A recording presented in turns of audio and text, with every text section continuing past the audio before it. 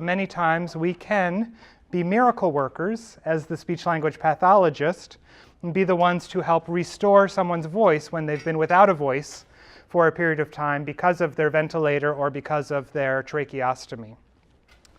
So that's our focus for all day today. We'll be together from 9 o'clock until 4 o'clock with breaks as we go. A couple of ASHA requirements for continuing education. I receive no specific honorarium for this presentation today, but I am a paid employee of Pacific. So those of you who made out checks this morning, we thank you. I'm going to use those funds actually to purchase more of these good teaching materials so that we can all have hands-on practice. In addition, for the online component, I will get an honorarium of royalties from the online viewers. So thank you. Non-financially, we'll be talking about many different products and a few therapeutic programs this afternoon. I have no relationship with any of them, so this is just my experience and the evidence base for several different treatment options. Several folks to thank, including Pacific University, the places where I worked back in New England, the Northwest Center for Speech and Swallowing here at Oregon Health Sciences University, specifically Steve Gorsek, who has done several great presentations in our state about ventilator dependence and tracheostomies as well.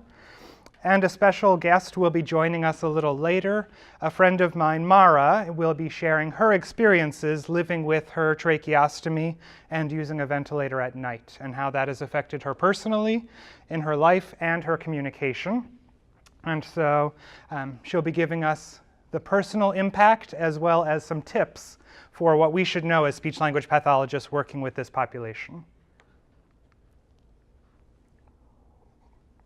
We will begin with some anatomy and physiology review because a critical, fundamental point that we have to know when we're dealing with tracheostomies and ventilator dependence is how does breathing work and how do we use this breath and modify flow for speech and for swallowing. So we'll start there.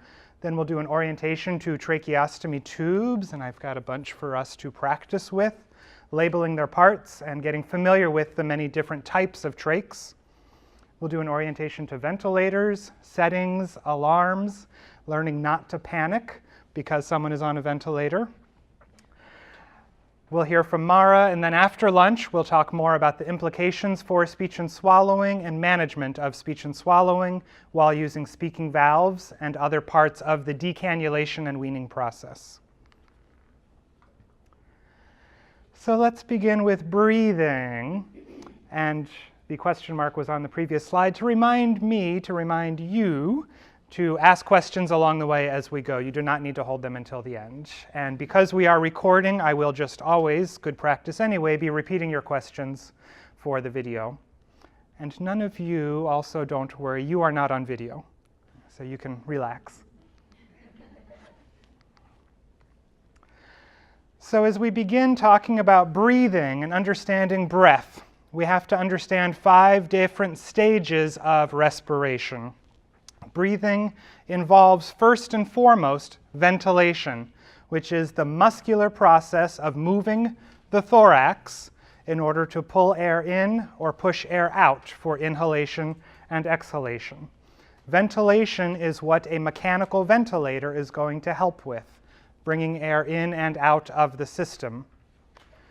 Distribution will be our second stage of breathing, and this has to do with getting the air from our trachea into the smaller bronchi, into the smaller airways, and distributing that air throughout the system.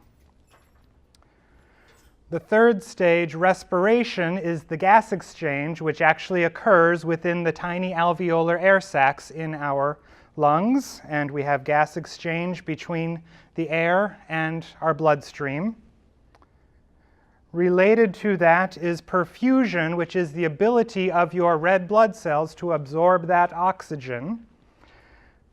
We have to get the air into the lungs, all the way down into the alveoli, get the gases exchanged between the air and the blood. The blood has to be able to absorb the appropriate amount of oxygen.